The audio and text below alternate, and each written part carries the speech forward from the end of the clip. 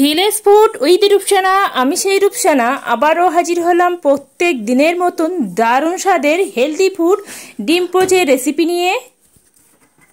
আসসালামু আলাইকুম দর্শক বন্ধুরা, আজকের একদম ডিমের একটা ইউনিক রেসিপি বানিয়ে দেখাবো, ডিম পোচের রেসিপি। তার জন্য এখানে নিয়েছি 4টে ডিম বানাবো বলে এখানে 4টে স্টিলের বাটি নিয়েছি। এবার আমি বাটির মধ্যে অল্প একটু সাদা তেল দিয়ে দেব।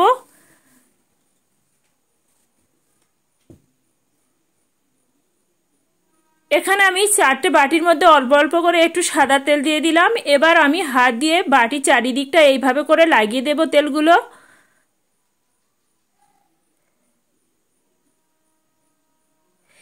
এখানে আমার তেলগুলো সুন্দর করে লাগানোর পরে এবার আমি এখান থেকে একটা ডিম নেব আর এইভাবে করে ভেঙে ভেঙে 4টে বাটির মধ্যে দিয়ে দিতে হবে, কিন্তু খুব সাবধানে দিতে হবে, না যেন কুসুমটা এখানে নষ্ট হয়।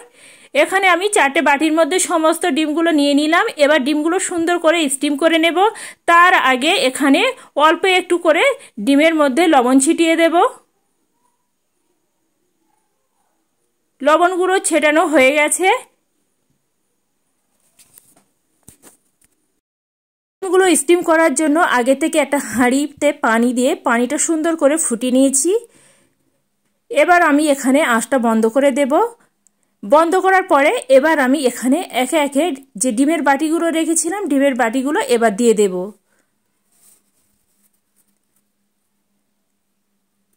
এখানে আমি 3টে ডিমের বাটি বসাবো। এখানে আমার 4টে ধরছে না, যেহেতু হাঁড়িটা অনেক ছোট। এখানে 3টে দিয়ে দিলাম। এবার একটা ঢাকা দিয়ে এটা 7 থেকে 8 মিনিটের মতন হতে দেব।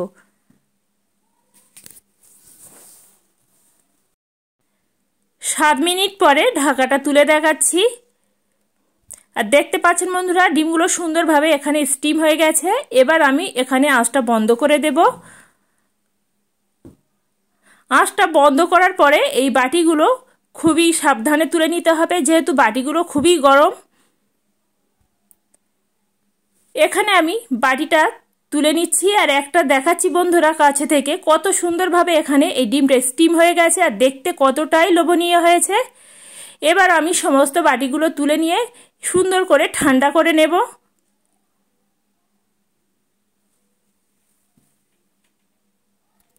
আমি সমস্ত ডিম পোচগুলো ঠান্ডা করে একটা প্লেটের মধ্যে তুলে নিয়েছি। আর ডিম পোচগুলো কতটাই লোভনীয় হয়েছে দেখেই বুঝতে পারছেন বন্ধুরা, এটা একদম হেলদি ফুড একটা ডিম পোচের রেসিপি। বন্ধুরা আজকের এই ডিম পোচের রেসিপিটি যদি ভালো লেগে থাকে বন্ধুরা একটা লাইক করে দেবেন, লাইক করে আমার সাথে থাকবেন। এইভাবে নিত্য নতুন আর সহজ সহজ রেসিপি পেতে হলে অবশ্যই করে চ্যানেলটি সাবস্ক্রাইব করে রাখতে হবে।